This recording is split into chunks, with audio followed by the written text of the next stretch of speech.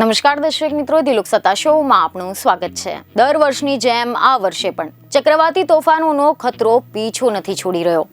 હાલ સમગ્ર દેશમાં ચક્રવાતી તોફાન ફેંગલનો ફફડાટ ફેલાયો છે, કારણ કે દેશમાં ફરી એકવાર ચક્રવાતી તોફાન ફેંગલની અસર જોવા મળી રહી છે અને આના કારણે ઘણા બધા રાજ્યોમાં ભારેથી ભારે વરસાદ તેમજ ભારે પવનના કારણે તબાહી મચી શકે તેવી પણ સંભાવના છે।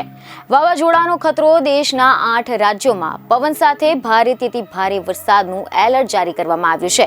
એટલું જ નહીં, કેટલીક જગ્યાએ તો શાળા અને કોલેજોને પણ બંધ રાખવાનો આદેશ કરવામાં આવ્યો છે।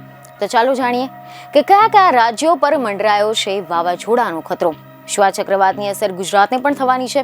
તો તમે જણાવી દઈએ કે મીડિયા અહેવાલ અનુસાર બંગાળની ખાડી પર બનેલા દબાણના કારણે તમિલનાડુમાં ભારે વરસાદ થઈ રહ્યો છે અને ભારતીય હવામાન વિભાગે એવી આગાહી કરી છે કે આજે એટલે કે 27મી નવેમ્બરના રોજ ચક્રવાતી તોફાન સર્જાશે અને ત્યારબાદ આગામી 2 દિવસ સુધી તેની અસર જોવા મળી શકે છે। આવનાર દિવસોમાં તે શ્રીલંકાના તટથી પસાર થઈને તમિલનાડુના તટ તરફ આગળ વધશે। આજે તમિલનાડુ, પુડુચેરી અને કરાઈકલમાં અલગ અલગ જગ્યાઓ પર ગાજવીજ સાથે હળવાથી મધ્યમ વરસાદની શક્યતા વ્યક્ત કરવામાં આવી છે અને ત્યારબાદ 28મી નવેમ્બરના રોજ પણ આજની જેમ જ તમિલનાડુના કાંઠા વિસ્તારોમાં ગાજવીજ સાથે હળવાથી મધ્યમ વરસાદ થઈ શકે છે। આ ઉપરાંત કાંચીપુરમ, તિરુવલ્લુર અને ચેંગલપટ સહિતના આસપાસના જિલ્લાઓને 27થી લઈને 30 નવેમ્બર સુધીમાં યલો અને ઓરેન્જ એલર્ટ જાહેર કરવામાં આવ્યું છે। 27થી 29 નવેમ્બરના રોજ પવનની ઝડપ 55 થી 65 કિલોમીટર પ્રતિ કલાકથી લઈને 75 કિલોમીટર પ્રતિ કલાક સુધીની પણ પહોંચી શકે છે।